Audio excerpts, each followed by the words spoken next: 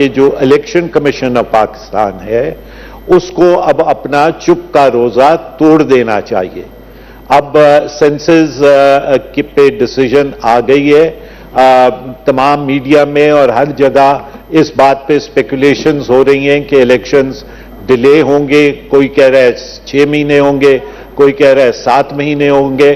تو election commission کو فی الفور سامنے آنا چاہیے اور یہ بات کہنی چاہیے کہ ان کو کتنا ٹائم لگے گا ڈی لمیٹیشنز کرنے میں, اور حتی الامکان کوشش ان کی یہ ہونی چاہیے کہ 90 دن کے اندر وہ ڈی لمیٹیشنز جو ہیں وہ مکمل کر لی جائیں تاکہ الیکشنز جو ہیں وہ ٹائم پہ ہوں, کیونکہ اگر delayed elections will be a disaster for the federation.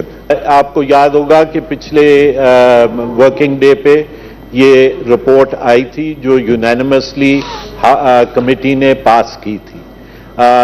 Chairman committee نے کہا کہ میں رپورٹ کو لے نہیں کر رہا کیونکہ اس میں نے چینجز کرنی ہے. A meeting was called despite the assurance given by yourself and by the leader of the house that I would be invited to that meeting, which I was not. وہاں پہ انہوں نے unilaterally on the insistence of the Education Ministry and the Secretary Education, who gave a totally one-sided statement against the 18th Amendment and provincial autonomy. اور انہوں نے وہ جو ایک مٹیریل امینڈمنٹ تھی اس کو اکثریتی رائے سے, پہلے یونینیمسلی ہوا تھا, اب اکثریتی رائے سے اس کو ختم کر دیا. اب یہ وہ رپورٹ لے کے آئے ہیں. میں جو آپ سے گزارش کر رہا تھا وہ یہ ہے کہ جو میری 3 امینڈمنٹس ہوئی ہیں میں ان 3 امینڈمنٹس کو بھی اس وقت withdraw کرتا ہوں.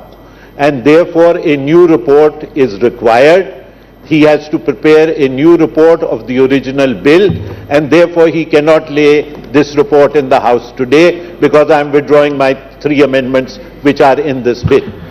اور بالکل یہ کل بھی حکومت نے اسی لیے یہ فیصلہ الیکشن کمیشن پہ چھوڑا کیونکہ آئین کا آرٹیکل 51 کلاس 5, رضا صاحب اگر میں درست ہوں, وہ یہ ریکوائر کرتا ہے کہ جب سینسز ہو جائیں تو جو آئندہ عام انتخابات ہیں وہ ان سینسس کی بنیاد پہ ہوں, کیونکہ صوبوں میں شہری اور دیہی آبادی کے تناسب میں فرق آیا ہے اور کچھ حلقے جو ہیں اس میں ہو سکتا ہے تبدیلی آئے.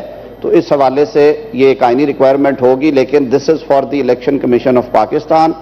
یہ سینسز کیوں کیے گئے اس کی 2 وجہ تھی.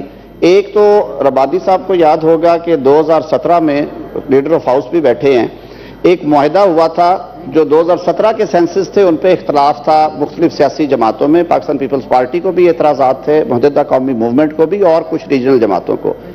تو ایک ایگریمنٹ کے تحت آئینی ترمیم کی گئی تھی کہ 2018 کے جو انتخابات ہیں وہ پروویژنل ریزلٹس کے اوپر کرا دیے جائیں, لیکن اس کے بعد مردم شماری ہوگی اور وہ ڈیجیٹل مردم شماری ہوگی. جنوری 2022 میں جیسے لیڈر آف ہاؤس نے کہا دوبارہ سی سی آئی ہوئی, اور پھر ایک ایکسٹینسو ایکسرسائز کے بعد انہوں نے آرڈر کیا کہ اب 18 مہینے کے اندر سینسس کیے جائیں گے اور وہ ڈیجیٹل ہوں گے. وہ ایکسرسائز کمپلیٹ ہوئی. پروکیورمنٹ میں کووڈ کی وجہ سے پرابلمز آئیں جس کی وجہ سے ان کے 3.5-4 مہینے ضائع ہوئے. تو اس میں کوئی بدنیتی نہیں, آئین کے عین مطابق کوشش کی گئی ہے ہو. اور یہ بات درست فرما رہے ہیں سینیٹر رضا ربانی صاحب کہ الیکشن کمیشن کو اس پہ ایک آفیشیل سٹیٹمنٹ دینی چاہیے کہ اب ان کا آئندہ لاحہ عمل کیا ہوگا.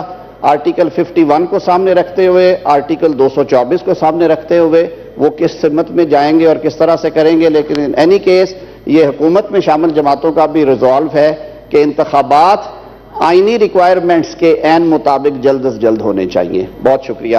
اور جہاں تک میرے دوستوں کا تعلق ہے, ورڈکٹ آف کورٹ کے اوپر اگر بائیکاٹ کیا جائے تو یہ بڑی غیر مناسب بات ہے. چیئرمین تحریک انصاف کو ایک بڑے سادہ سے کیس میں کنوکشن ہوئی ہے. جناب چیئرمین, قانون یہ ریکوائر کرتا ہے, الیکشن ایکٹ بھی اور آئین بھی, آئین کہتا ہے 62-63 میں کہ یہ کوالیفیکیشنز ڈسکوالیفیکیشنز ہیں, and to be member of Majlis Shura اور to remain member of Majlis شورا لا بنائے گی پارلیمنٹ. پارلیمنٹ نے قانون بنایا, آپ نے شفافیت لانے کے لیے ہر پارلیمنٹیرین اس ایوان میں بیٹھا جو شخص ہے یا ایوان زیری میں انہوں نے 31 دسمبر کو گوشوارے داخل کرانے ہیں جس میں انہوں نے کہنا ہے کہ اس سال میں میں نے یہ جائیدادیں بیچی ہیں، یہ خریدی ہیں اور یہ میرے ایسٹس ہیں۔ 30 جون کو اس سے پہلے آپ ٹیکس ریٹرنز دیتے ہیں۔ ٹیکس ریٹرنز کلاسیفائڈ ڈاکومنٹ ہیں، ان تک کوئی پہنچ نہیں سکتا، وہ پروٹیکٹڈ ہوتی ہیں، وہ خفیہ دستاویز ہے اور عدالتی حکم کے بغیر اسے نہیں سامنے لایا جا سکتا۔ ہمارے آپ کے گوشوارے قانون کے تابع کہ ہمیں شفافیت نظر آئے، عوام ہمارا احتساب کر سکے، سر وہ ویب سائٹ پہ لگتے ہیں۔ چیئرمین پاکستان تحریک انصاف نے بطور ایم این اے ٹیکس ریٹرنز میں توشہ خانے سے لیے گئے تحائف اور ان سے بیچ کے حاصل کردہ آمدن کو ظاہر کیا ہوا تھا جو کروڑوں روپے میں ہے، اور عوام کو دھوکہ دینے کے لیے انہوں نے اپنے الیکشن ایکٹ کے تحت الیکشن کمیشن والے گوشواروں میں وہ کنسیل کیا ہوا تھا، اور ساتھ حلفیہ بیان دیا کہ اس گوشوارے میں جو کچھ درج ہیں، جو تفصیلات ہیں، وہ میرے علم اور یقین کی روح سے درست ہیں اور میں نے کوئی چیز چھپائی نہیں ہے۔ وہ چوری پکڑی گئی جب ریفرنس گیا اسپیکر صاحب کا الیکشن کمیشن نے، انہوں نے انہیں نااہل کر دیا اور قانون کے عین مطابق ان کا کمپلینٹ بھیج دی ایڈیشنل سیشن جج صاحب کو، جو قانون کے مطابق انہوں نے سننی ہوتی ہے۔